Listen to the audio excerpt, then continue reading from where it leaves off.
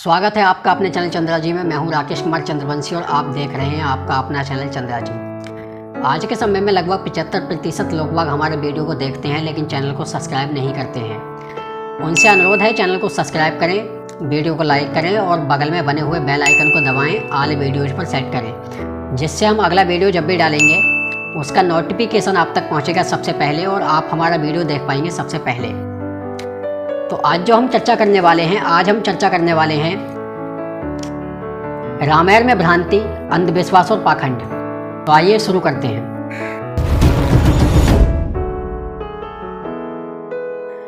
हमारे देश में सबसे अधिक प्रचलित वाल्मीकि रामायण और तुलसीदास जी की रामचरितमानस है, लेकिन इन दोनों में अलग अलग अंतर है।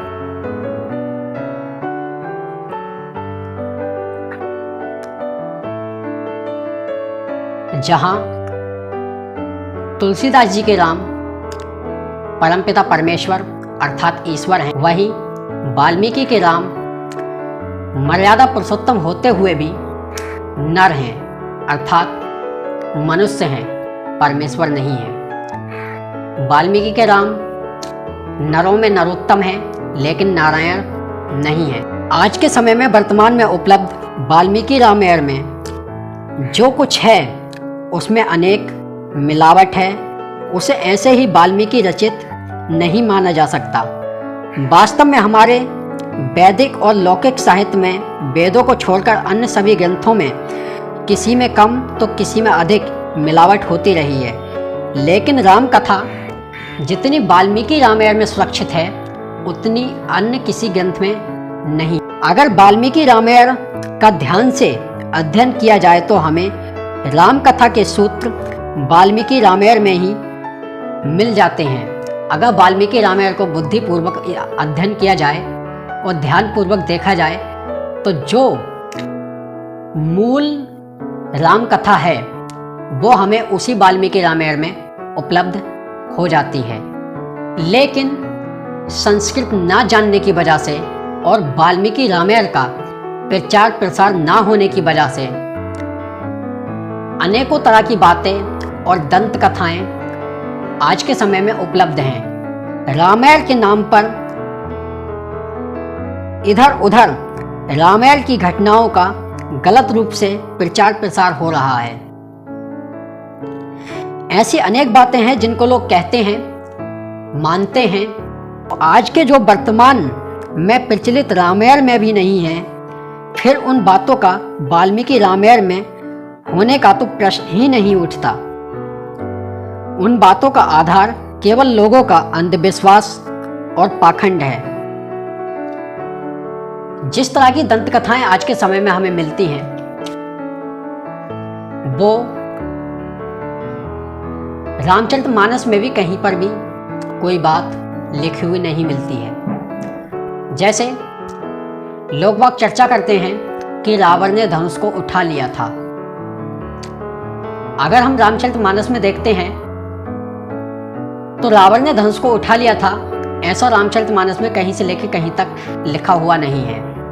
लक्ष्मण जी जब सीता को कुटी पर छोड़कर गए थे तो वो एक लक्ष्मण रेखा खींचकर गए थे, ऐसा लोग बाग चर्चा करते हैं। और बाकी टीवी सीरियलों में भी यही चीज़ दिखाई जाती है कि जब सीता को छोड़कर लक्ष्मण जी श्री राम जी को बचाने के लिए गए थे तो बताने वाले बताते हो, भागवत वाले भी इस चीज़ को बताते हो, टीवी सीरियलों में भी दिखाया जाता है। तो लक्ष्मण जी कुटी के चारों तरफ एक रेखा खींच गए थे और सीता से बोल गए थे कि माते जब तक मैं वापस ना आऊँ तब तक आप इस रेखा को ना लांगे अर्थात बाहर ना निकले।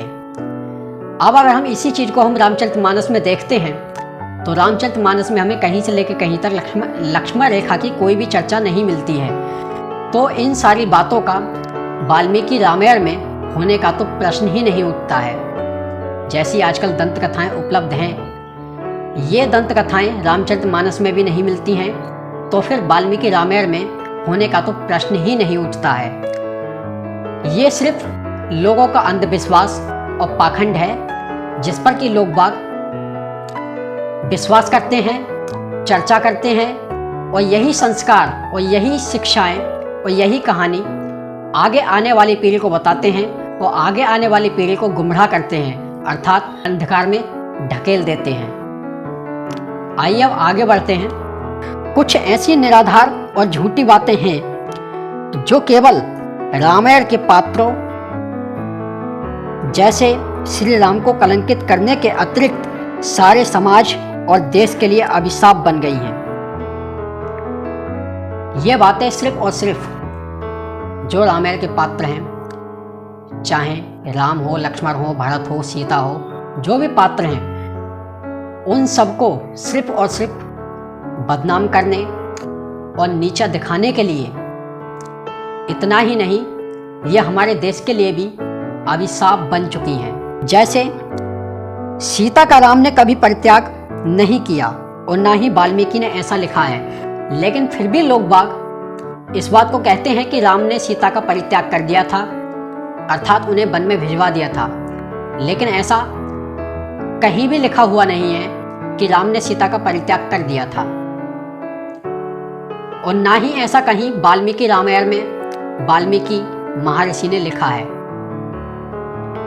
इसी प्रकार तपस्या करते हुए शंबुक का वध राम ने किया ही नहीं और ना ही वाल्मीकि ने ऐसा लिखा है, किंतु वर्तमान में आजकल लोग बाग यही बताते हैं कि श्री राम ने तपस्या करते हुए शंबुक का वध कर दिया था।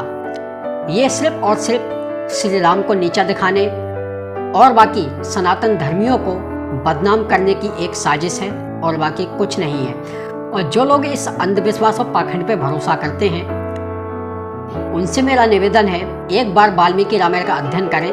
उनकी बहुत सारी समस्याएं और बहुत सारा अंधविश्वास और पाखंड दूर हो जाएगा। पहले के समय में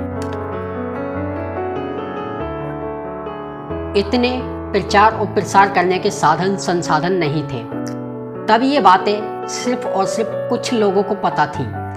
लेकिन आज के समय में पत्र पत्रिकाओं, आकाशवाणी, दूरदर्शन, अखबार, सोशल मीडिया, फेसबुक हो, व्हाट्सएप हो, मैसेंजर हो, और भी बहुत सारी एप्लीकेशन हैं जिनके माध्यम से इस तरह की बातों का खूब प्रचार और प्रसार हो रहा है। किंतु वास्तव में इन बातों का कुछ भी ना ही तो राम से ना ही वाल्मीकि से कुछ लेना देना नहीं है, लेकिन फिर भी कुछ लोग इन बातों को आगे बढ़ाते हैं। जो राजनीतिक दल हैं, जो नई नई पार्टियां बन रही हैं, वो लोग इन बातों का प्रचार प्रसार करते हैं, और वो भी सिर्फ और सिर्फ धर्म के नाम पर, जबकि उनका ना ही तो धर्म से ना ही रामायण से कुछ लेना देना नहीं है। वो सिर्फ और सिर्फ अपने आप को सर्वश्रेष्ठ और सबसे ऊंचा सिद्ध करने में लगे हुए हैं। इस पर भी मैंने पहले एक वीडियो बना चुका हूँ और बता चुका हूँ ऊंच नीच के बारे में। ऐसी ही कुछ भ्रांतियों, अंधविश्वास और पाखंड का निराकरण करने के लिए ही यह चंद्रा जी यूट्यूब चैनल की एक छोटी सी पहल होगी। इसीलिए आपसे एक बार फिर अनुरोध है, चैनल को सब्सक्राइब करें, वीडियो को लाइक करें और बगल में बने हुए बेल आइकन को दबाएं और ऑल वीडियोज़ पर सेट करें, जिससे हम अगला वीडियो जब भी डालेंगे उसका नोटिफिकेशन आप तक पहुंच पाएगा सबसे पहले, और आप हमारा वीडियो देख पाएंगे सबसे पहले। तो जैसा कि हमने पिछली वीडियो में एक प्रश्न पूछा था आपसे, उसका कुछ लोगों ने जवाब भी दिया है। तो जिन्होंने सही जवाब दिया है उनके लिए बहुत बहुत बधाई हो, और जिन्होंने गलत जवाब दिया है तो वो आप देख सकते हैं और सुन लें और अपने जवाब को मिला लें। जैसा कि हमने पूछा था, लक्ष्मण की मूर्छा दूर करने हेतु हनुमान जी जो औषधि लेकर आए थे उसका क्या नाम था? तो इसका सही जवाब है संजीवनी बूटी। उस बूटी का नाम था संजीवनी बूटी। और आज का जो हमारा प्रश्न है वो कुछ इस तरह से है। ये प्रश्न आपको फेसबुक पर भी मिल जाएगा हमारे चंद्रा जी यूट्यूब समूह पर जैसे ही आप जाएंगे वहाँ पे आपको ये प्रश्न मिल जाएगा, वहाँ पर जाकर आप इसका उत्तर दे सकते हैं। तो आज का जो हमारा प्रश्न है, प्रश्न नंबर 5, राजा जनक का मूल नाम क्या था? ऑप्शन ये हैं, का शीरध्वज, खा शतध्वज, गा कपिध्वज, घा मकरध्वज। आप अपना जवाब दे सकते हैं, कमेंट के द्वारा भी बता सकते हैं, और बाकी हमारे फेसबुक समूह पर जाके वहाँ पर भी आप जो बता सकते हैं। और बाकी वीडियो के डिस्क्रिप्शन में जो लिंक है वहाँ पर आपको व्हाट्सएप, टेलीग्राम, इंस्टाग्राम, फेसबुक आदि के लिंक मिल जाएंगे, जहाँ पे आप सीधे संपर्क कर सकते हैं। आज और अभी के लिए इतना ही। जितना हो सके वीडियो को शेयर करें और अपने विचार देने के लिए कमेंट करें। आज और अभी के लिए इतना ही। जल्द मिलेंगे अगली वीडियो में। तब तक के लिए जय श्री राम, जय श्री कृष्ण, सत्य सनातन वैदिक धर्म की जय, चंद्रदेव महाराज की जय।